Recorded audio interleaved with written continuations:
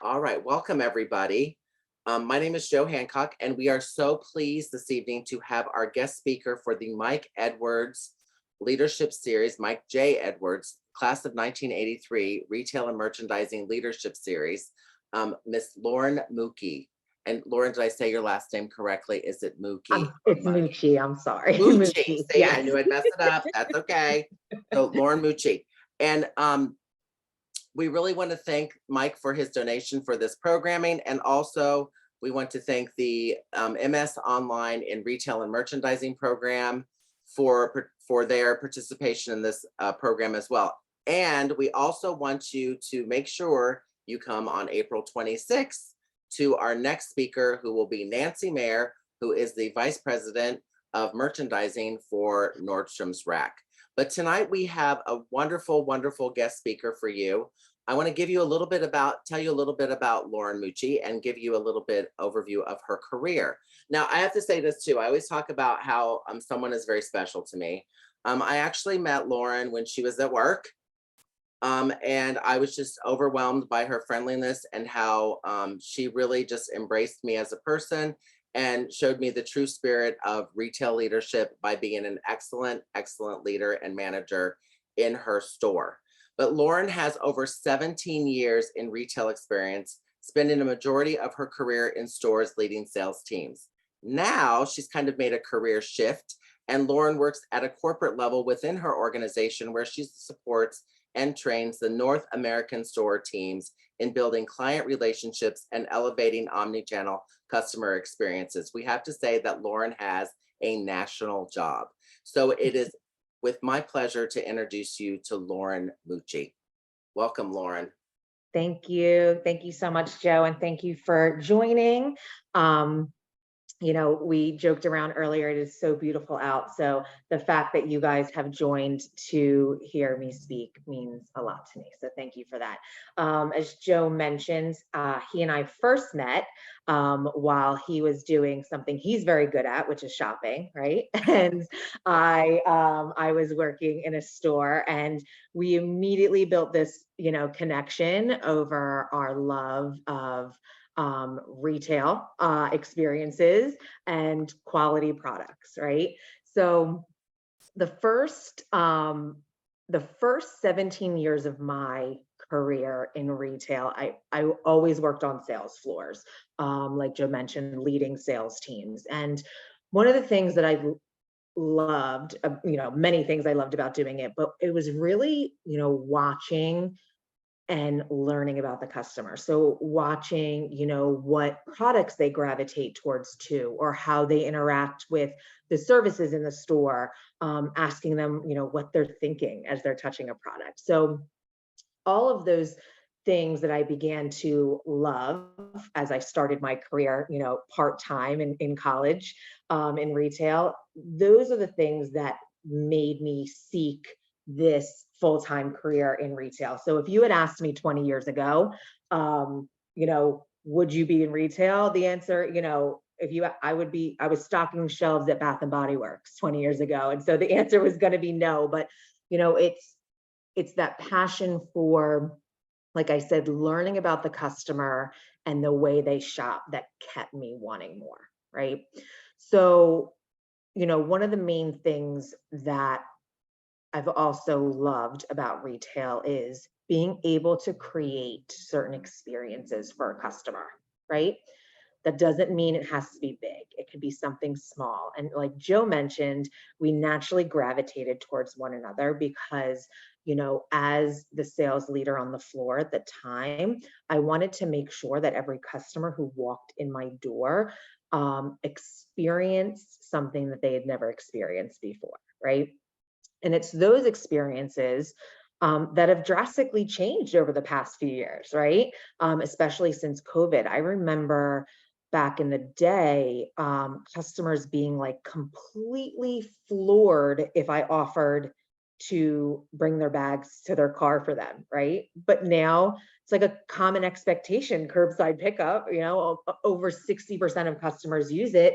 And, it's now just a basic expectation of retail. So how does a retailer keep up with delivering innovative and memorable experiences for their customers when customer expectations continue to change, not only year after year, month over month, right? So their expectations are growing, so retailers need to grow with them. Before I get into it, for those who just joined a couple of minutes ago, I mentioned that I work mostly with sales teams in the past, and I always love to make it a discussion as opposed to a presentation, right? I spend a lot of time not only training sales teams, but I spend time hearing from them and getting feedback from them, so that I can learn more about what the customer wants. So with that, I just ask, like, if you have questions during the or comments during the discussion, please don't feel free. It is a small group. I want you to feel comfortable. Take yourself off mute. Throw something in the chat. I might even ask some questions, or, for some feedback and participation along the way too. So, but with that, the main topics that I would like to discuss tonight are, oops, I'm so sorry. How customer expectations have changed, especially over the past couple of years. What types of experiences are customers expecting from retailers and brands? And how can retailers and brands continue to evolve and adapt to deliver the experiences to meet their customers' expectations? So before we dive into, what's on this slide, I want you to think about the last time you purchased something, whether it was for yourself or a gift for someone. And it doesn't have to be something expensive. You didn't have to spend a lot of money on it. But I am, having you think of something more than, like, a Kit Kat from Wawa when you stopped in last, right? So think about something you bought yourself or you bought as a gift that required some thought or some planning. So while you're thinking about that, like I said, doesn't matter if it's inexpensive, expensive, think about all the channels or touch points you experienced along that purchase journey. So I'll share a recent experience of mine in purchasing a piece of furniture. So my purchase journey first began on, where a lot of my purchase journeys begin is actually on Pinterest. I was getting decor ideas, right? So I started off on Pinterest, and once I had an idea of, like, the style that I wanted, I then moved to starting to look at different sites. Okay. And then from there, I was able to compare price, value, sizing, all that kind of stuff. I also spent a lot of time reading other customer reviews on how they felt about, the pieces that they had purchased. That was very important to me. Some online retailers, I was even able to experience AR features where I could take a picture of the room, and then they would put the piece of furniture in the room so I could see, like, if it fit, or, where it would go, and it helped me envision, me owning this piece of furniture. I also, spending a lot of money on furniture, I did provide my email address to some of those retailers and brands, because I wanted to know, like, if they had any upcoming sales or promotions going on. So I provided that to them, and then, my journey went to my inbox, where I started to receive, personalized messages from these retailers.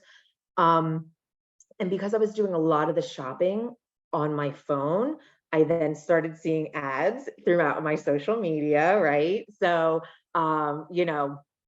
it took me a little while to decide on what it is that I wanted.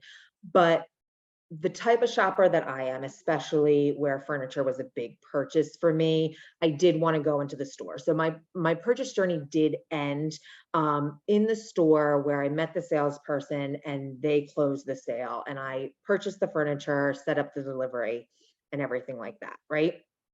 So I share that story because I want you, to think about all the different channels and touch points I experienced along the way that helped me make the best decision for me, right? Now, if I reflect on the last time I purchased furniture, which was probably like 2015, 2016. And obviously, yes, we still had the internet and I was on social media at that time too, but the experience was still very different. I probably went on one, maybe max two websites. I remember I went to one store, I looked around, I didn't see anything I liked in that store. I went to the next store and that was it. I made my purchase, I purchased my furniture, set up delivery and then. So those, in this short amount of time, 7 years, right? Those two experiences are so drastically different. Okay. So, you know, what has changed? All right. So we all know that with social distancing, obviously digital shopping has increased. So as customers have changed the way they shop, retailers obviously need to change the way that they're selling items. And now customers are experiencing such a wide array of touch points, right? As evident in my example. We are now more omni-channel than ever. The average customer actually interacts with an average of 9 channels with a company while they are looking to make a purchase. So, if you think about my last example, that just happened very recently, I definitely hit 9 channels. Whereas if you go back to 2016, I probably hit one, maybe two, if that, right? So now that we are more omni-channel than ever, and I expect to interact with companies in a different way, and my expectations as a consumer have changed. What is it that we as customers and consumers are looking for? So first is new ways to shop. So retailers, they're getting more creative, right? And we're experiencing new ways of shopping. And in the past couple years, 70% of customers have purchased products in a new way, right? And that's not slowing down at all. And approximately 60% of customers have completely changed their shopping habits to find even more convenient ways to shop. So whether that's curbside pickup or contactless pay, whatever it may be, they've changed what they're used to in order to find more convenient ways to shop. Purchasing through social media channels like Instagram and TikTok is a big one, and now the boom of buy now, pay later options, right? So with the appetite of these new ways to shop, retailers need to keep offering more and delivering more, right? I'm sure everyone on this call, I can probably make it a good assumption that we've all used self-checkout before, or we use it on a regular basis. I can tell you, Yes. yeah, I do. I use it all the time. I don't care how many times it tells me that the weight's not correct in my bag. I still always go right to self-checkout. So why? Why do we do that? Because it provides convenience, right? It provides a faster way to shop. We don't have to stand in a long line now, right? So now that we've experienced options like that, we want more, right? So not only are we looking for new ways to shop, but we as consumers are looking for new experiences too. And it doesn't mean just digitally. We also want to see experiences in store. As traffic is revving up again in brick and mortar stores, it's just as important to offer new experiences there in order to increase conversion. Almost 90% of customers say that the experiences that a company offers is just as important as their products and services. And that is up since 2020. I know I had mentioned before the experience that I thought was really cool. And I think it was, I remember, I believe it was Wayfair that offered that AR experience where I could see the furniture like in my room. Has anyone else on the call, or do you, feel comfortable in sharing like something that you've experienced in a retailer or with a brand recently that you shopped in a way that you've never shopped before? Yes. I shopped at Oh my God, hold on. I'm sorry. I need to look it up because I always forget. I always say their name wrong. It's that Beekman company. Beekman, what is it called? Because they just sent me an email. Beekman 1802. They sell the goat Oh, milk yes, yes, products yes, and yeah, on QVC and everywhere. yes, yes, So, yes, yes. so someone gave me some products as a gift and I really, liked the stuff that they gave me. So I went on their website and I signed up, but I was looking for skincare stuff. And what they do now is they make you take a selfie, but they don't make you, but you can take a selfie and they highlight the things that you might want to work on, whether it's like dry hair or oily or, wrinkles or whatever. And then they give you recommendations on things that you could buy. And I thought that was pretty cool because it was not as bad as I thought it was going to be. But yeah, it was pretty cool. Like, and then I was able to like pick, and some of the products I had already had and I tried. So I was like, oh, okay. So I'm kind of already in line with what I liked about, what I got as a gift. So it was Yeah. interesting. Yeah. Yeah, I mean, that's amazing, right? Especially where they have a digital store, right? You couldn't go to the store to make that return or purchase new products. So what did you do? You went online and you still got this like elevated, curated experience, right? Right. There's this sunglass company, I'm sure most of you have heard of it, Key. I believe Warby Parker might do it too, but the same thing where you just mentioned, Wendy, where you take a selfie and then they show you what the sunglasses look like on you, Yes. and it helps you make a decision, right? And it's going to drive conversion, it's going to drive a return on investment for the retailer. But then it also makes you remember too, like the next time, like, oh, that was so easy. That was a great way to shop. I trusted them because, I got to see what I looked like in the sunglasses without physically getting to try them on. So next time I want a pair of sunglasses, I'm going to go to the Key website and I'm going to do that again. Right. So thank you so much, Wendy, for sharing your experience. But that's a great example. Anyone on the call, anyone Bravo fans? I have to admit, I'm a big Bravo fan. I watch all those shows on Bravo. And there's one $1 million listing, LA, where these realtors sell like 15 and $20 million homes. It's incredible. Exactly. Yeah. Yes. And I usually watch it just so I can like envision myself in one of those homes one day. But I was recently watching an episode where the realtors were contracted to sell these 20 to $30 million homes, but the homes weren't even built yet. They were complete flat, like desert, like huge lots of dirt in the Nevada desert.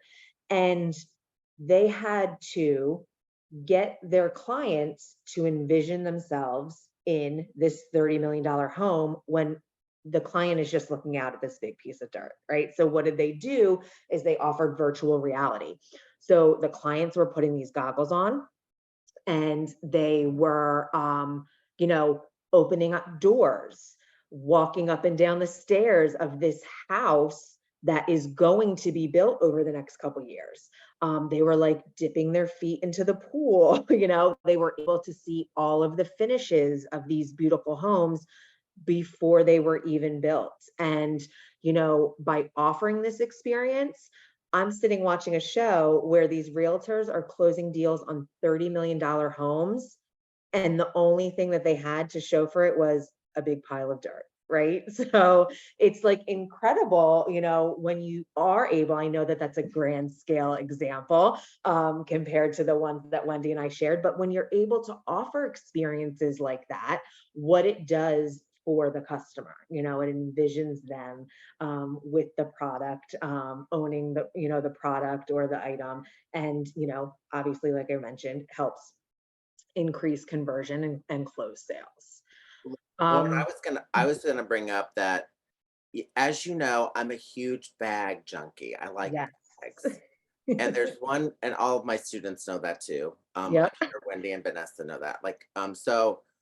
But one thing that I like about one retailer that I visit is that I can actually look at their bags and they offer a body size conversion that allows me to see how tall I am, the size of the bag, and how it'll look on me, because I'm not a small person. I'm a tall person and I'm rather large. So I don't want to look like I'm carrying a small, teeny tiny mini bag.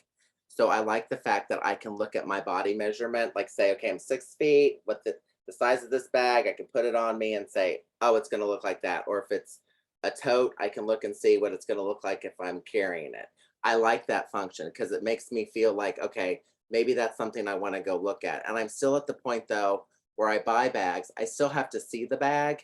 So I still have to go in and look at it and feel it. And I know that sounds horrible because I'm familiar with, with the brand, but for me, I still want to know, what does it feel like? What does it look like? So not only is the retailer in this case, I always say this now, retailers are doing a lot of education without us realizing they're educating us. So not only is this retailer educating me on proportion and size and design, I'm also still going into the space to see what the actual product looks like. And I think that that's a great thing that that company's doing to make me feel more comfortable about buying a bag. So I just Yeah, think and that's think kind of about it, Joe, like, would you have taken the step to go in and look at it if you hadn't seen that, the proportions online to see that, like, oh, wow, this actually is a good size for me. well, Now let me go in and feel it, right? yeah, Like, chances are you probably, if you looked at it on, like, listen, if I'm looking at something on a, 110-pound, 6-foot woman, I might not go to the store to look at it at all because I'm like, that is not me, right? right. And so because I like the fact that the retailer offers different body shapes and sizes and that Mhm. they have valued that whole notion. And that's one of the reasons why I shop there. So like that's to me is like really important. But the other thing too is I have a tendency to like those limited edition, whatever. And Mhm. the store next to me may not have it. So I don't know what it's going to look like on me. And don't laugh. I get out my measuring thing and go, okay, let's see what the What you dimensions gotta are. do. That still doesn't help me unless I kind of see it because I'm a visual person. Yeah. Yeah.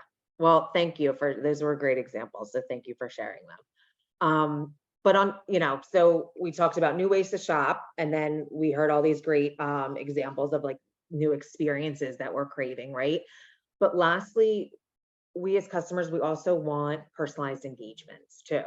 Um, so it's not only about meeting my needs as a consumer, but now I want a retailer to anticipate my needs too, right? I want them to tell me what it is that I need or want, right? I want a personalized offer or promotion or product recommendation that mirrors my shopping habits already. And, so many touch points can now be personalized.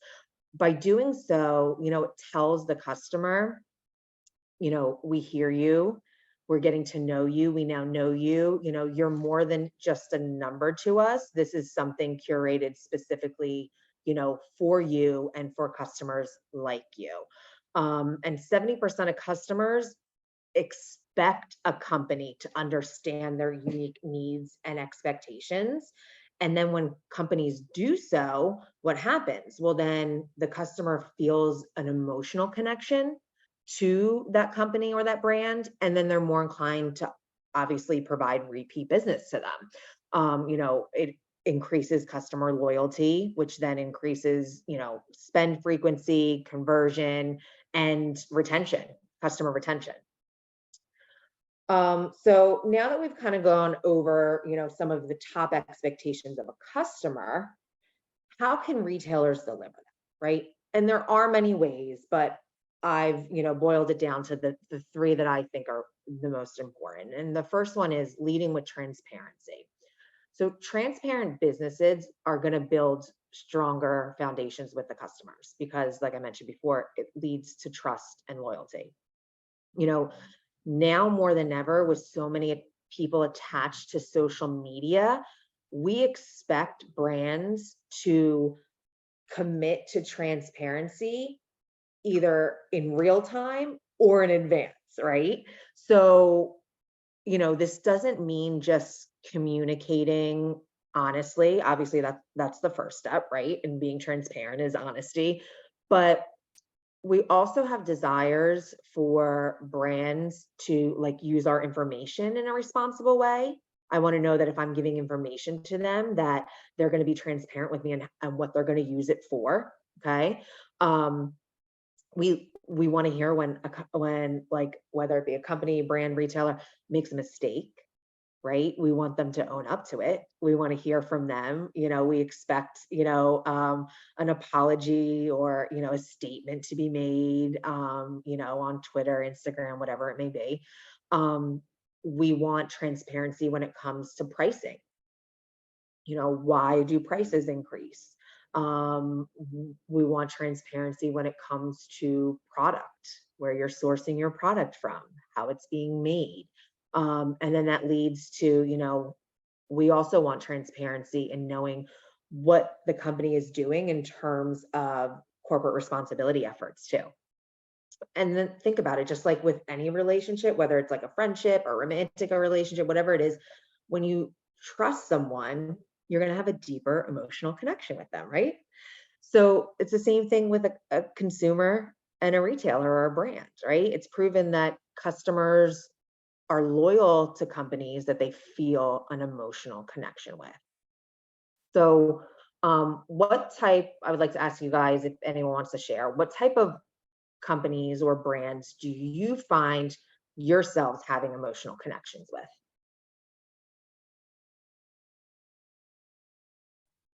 I can go first. Sure. I'll give everyone a start to start thinking. Like, I think today's customer, especially when I'm talking to my students, they're very interested in brands that are philanthropic to causes that they're personally attached to. So they will actually go out and brands themselves have become very political, which is not, it's not, sometimes not where they want to be, but they happen to, by guilt by association, become these brands. Like, my students were, this is today, they were ranting and raving how they will no longer support Budweiser because of Budweiser's pro-Trump, ideologies. I personally, I hate to say this, I will not shop at Chick-fil-A because they do not give to GLBTQ causes. However, I will go to Gap, I will go to Coach, I will go to companies that I feel that support me as a human being and support my diversity beliefs. So I think that that's what's really important. I think that young people are doing that too now, more than ever. I think that that's really growing. 100% agree. The very first thing that comes to mind when I think about the companies and brands that I have connections with is they are the ones whose core values align with my core values, right? Whether it be, sustainability efforts or, like you mentioned with Budweiser, how a lot of your students, are basing it on political, whatever it may be, we tend to gravitate, just like we tend to gravitate towards people who share our core values, right? We're going to gravitate to brands and companies that do the same. Okay. I don't want to put anyone on the spot, but before I move on, did anyone else want to share? I didn't want to jump the gun. No? Okay. So understanding though, when we're talking about like core values, understanding them from a company, through their transparent efforts, right, is vital now more than ever. 70% of customers have stopped shopping with a brand because their values don't align with the brands. So that's a huge number, right? So think about everything that we've experienced in the past couple of years, the pandemic, polarizing political elections, racial and social injustices, whatever, we've experienced so much. And the brands that you shop from, how did they respond to that? Did they sit back and watch, or were they proactive and transparent with how they are going to react in times of change, right? And, it's during those times of change that trust is even more important to people. So transparent businesses who can effectively communicate their values during these times, they're going to see increased brand loyalty. The next thing that I believe retailers can do is offer personalization. So we mentioned, personalized engagements are something that customers are craving. So if retailers can deliver that, they're going to create those greater connections with customers, and customers are going to be seen more as they're going to feel like they're seen more as an individual as opposed to just a number. Most channels that retailers interact with customers on, they can be personalized, based on what they've learned about their customers. So whether it could be emails, social media, we see it all the time scrolling through Instagram, right? Live chats. If I'm logged in to, online with a retailer, during a live chat, if I try to connect with someone, they address me by name before I even have to say it. So all these things can be personalized, but this is where it ties to transparency, because I will give you my information if I know that, like I mentioned before, you're going to use it responsibly. And if I don't trust you to use it responsibly, then I'm not going to share it with you, right? And then in turn, if I don't share it, you can't create these personalized experiences for me as a customer. So, first being transparent then leads to the ability for retailers to personalize these engagements.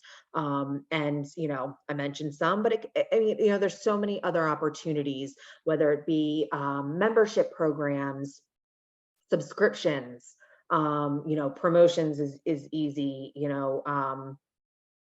product recommendations. I get a lot of the times from the brands that I shop from frequently, looks created just for you in emails, right? And they all tend to be things that I add to my cart the next time that I shop with them. So, the more that you trust the brand, the more you transact with them. And then in turn, what's the benefit to the retailer? They're going to learn more about me as a customer to keep me coming back. And then lastly, omni-channel engagement. So it's all about meeting the customer where, when, and how they want to shop, right? And this can't happen effectively without being transparent and getting to know your customer through personalization. So, how does a retailer know what types of engagements to offer if they don't get to know the customer?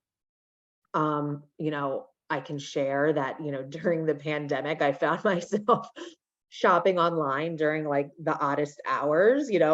I'm sure I'm not the only one who didn't sleep well during, lockdown. And so I was up at 3 a.m. buying stuff that I thought that I needed or just wanted to some instant gratification while I'm stuck inside my house. Right.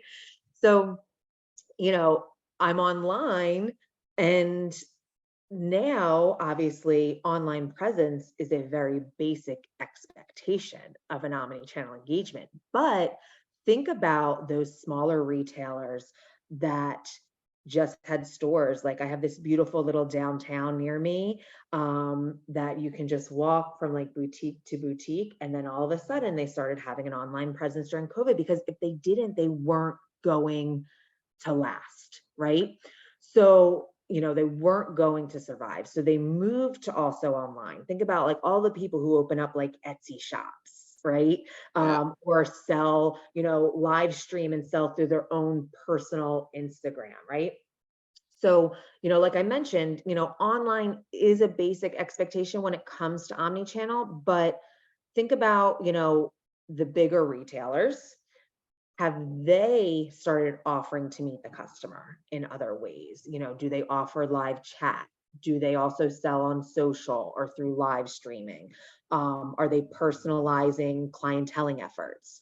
Right. And they, oh, sorry. Raymond brought up a good point. He just said that, when you, even like at Starbucks, even though it's a $10 cup of coffee, the barista, when they're, when you're waiting for it, likes to talk. Yes. And alleviates and builds that relationship just through chitty chat of almost nothing, but it makes you go back to Starbucks. Chat is a huge thing, even if it's live or even if it's virtual. Exactly. Just I believe it was, yes, I had an issue with my phone, and I went on to T-Mobile, and I was connected to someone in a live chat, and before we even got to the issue, like to the billing issue, the person was like, how are you doing today? I see you're located in New Jersey. What's the weather like? And I know it sounds so simple, but it was that conversation that made me like pause and think like, okay, they're not just like turning me over to like, the next person. They're not rolling their eyes at me and saying like, oh, here's another billing issue, right? They're engaging with me. We had some like fun little banter, me and this, who I was chatting with live, and kind of had a couple laughs. And then to me, like when she said, okay, this is going to take a little bit of time to resolve, I wasn't upset at all. I built this relationship with her just a couple minutes that I was like, take all the time you need. I can sit here and just, and wait it out because I know you're going to help me. Right. So you're right. Personal interaction is huge. And that brings up like, can we still even, one of the omni-channel engagements still getting a live person on the phone, right? Some retailers have moved so far tech that you can't even get someone live on the phone to ask questions or, get help with something. So, when a retailer doesn't offer services like this that we just discussed, customers can easily seek out competition. And now the competition is only one click away, right? So it's so easy for me to jump to the competition because of that. Raymond, I see your thing in the chat. Dunkin' folks aren't chatty with their customers. Starbucks baristas are chatty if they aren't busy. Yes, I agree. I feel like Dunkin' is just like, although their coffee is good, they're like, here it is, on to the next one, fill in the next mobile order, right? Whereas like Starbucks, think about it, it's like the atmosphere too, right? Like I'm more inclined to go sit in a Starbucks and work for a couple hours, as opposed to, a Dunkin', because I know that that's the environment and the atmosphere I'm going to get, even if I sit there for a couple hours and I only get one cup of coffee, right? So, sorry, like I said, multiple devices. So, just to kind of recap, customers are craving more from brands. And if retailers not only embrace change, but make the proactive steps to evolve, they're not only going to meet their customers' expectations, but they can exceed them too, right? As these expectations are rapidly changing and they're going to continue to change, customers are going to have, more desire for more convenient, more faster ways of shopping, right? They're going to want more engaging experience, and they're going to also want more personalized touch points. And then retailers in turn can be successful and meet their customers' expectations if they lead with transparency. That's going to, like I said, gain trust and loyalty from your customers, offer personalization so that customers feel that they're being heard, and then meeting the customer where, when, and how they want to shop. And then I will just move to, I know we've already had some discussion, but if there are any questions or further discussion, if anyone wants to jump in. Any questions or comments? I have a question or a comment.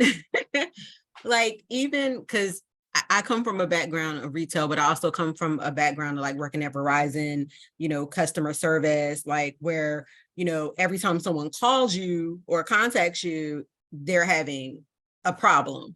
So like, even when I try to engage, when I go out shopping, or if I have to make a call, I try to also engage that person. Like I'll say, I'm sorry, like if I start going in about my problem and they're looking something up, I always stop and say, you know what, I'm really sorry. I didn't ask you, how's your day going? How are you? You know what I mean? And a lot of times that like makes them like, be like, oh, thank you so much. Like, my day's going okay, or, whatever. And then it just lets them know, like, you're not just another person, that I had to talk to, or, I'm another person who has a problem that's about to weigh on you with my shenanigans. So, just trying to make sure, like, even if I go to the post office, I'm like, oh, I'm sorry, how are you today? Like, just trying to, people who are in service, I just always try to like engage them too and let them know that they're appreciated. And that just, I think, helps them also maybe try to do their job a little bit better, because, at least someone acknowledged them, that they're doing a good job, or that they're appreciated for, their help that they're giving you. So Exactly. And I'm thinking as you're talking, Wendy, and one of the things that came to mind as you were giving those examples was the fact that, the people who are in service at those companies, they're customers also, they're an internal customer, right? Yep. So by you being able to engage that way as a customer, you are increasing their, they're, like you said, just like making them happy and like making them think like, oh geez, it's not just another problem, right? And that can in turn increase, brand loyalty from an internal customer perspective too, right? Because now you have people who are happy at work. They like to do, they enjoy interacting with customers. They enjoy getting to know their customers and having these little, interactions. So I think that brings up a great point. yeah, So thank you for sharing. no problem. Lauren, I'm going to ask you this question. Where do you see in the next 5 years, what do you think the most important aspect of customer services and training people in customer services is going to be? Or do you have an idea? Yeah, I mean, from, my personal opinion is I think that the most important thing isn't going to drastically change from what it is right now, which is seeing the customer as a person. Kind of going back to what Wendy said and having an interaction. She's been on both sides of the fence, a customer and someone in retail, right? Same thing with me. Anyone who's worked in retail, Joe, I know, you've seen it too. So, the service that we offer to customers, whether it be digital or in person, the most important thing is being able to connect with someone.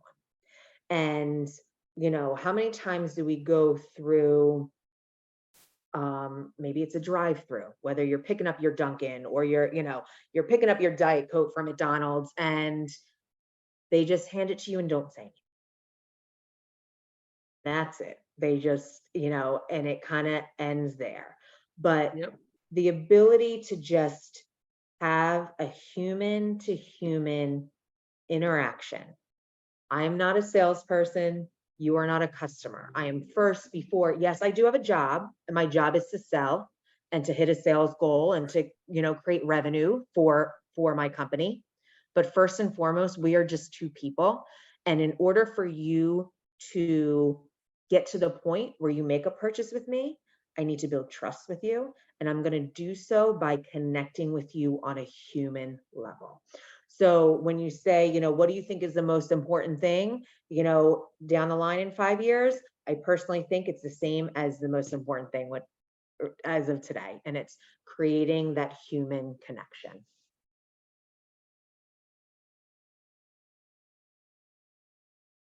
I see something in the chat, Ray. Thanks for emphasizing customer service connection. It's so important. My mother-in-law is disabled, and when we were last in Macy's buying perfume, it was noteworthy when they spoke to her directly and interacted with her. Helps make her feel important and part of the interaction. Many tend to ignore those who are disabled or differently abled. It's a great point, right? Like if you were shopping with her, what are the chances that someone behind that perfume counter is going to interact with you before looking directly at her, right? So great point. It's all about that human connection and connecting with someone on a human level first and foremost before I even dive in to try to sell you something, whether it be an expensive bottle of perfume or a $4 cup of coffee, right?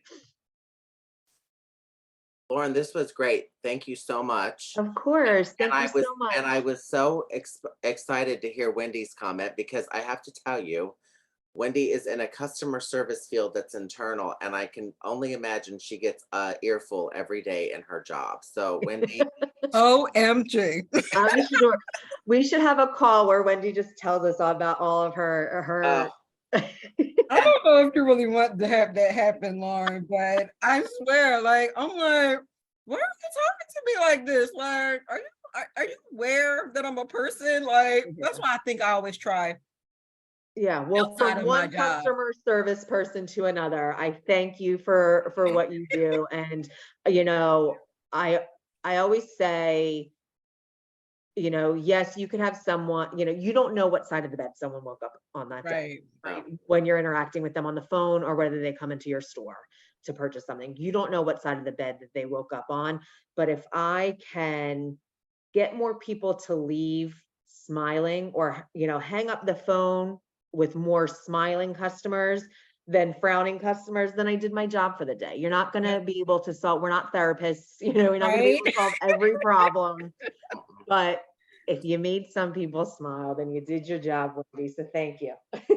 I have to say that to be successful in any sort of customer service, especially, and I always say, especially in a retail or a person to person, you have to be an optimist. I think that that is the number one characteristic that you look for when you're looking for someone to do a position in any sort of customer services, is someone who's a complete optimist. Because that's, Yeah. they're always, Lauren, you're very optimistic. You always have a smile. I've watched somebody actually kind of not complain, but like tell you an issue and you were smiling the whole entire time to help them.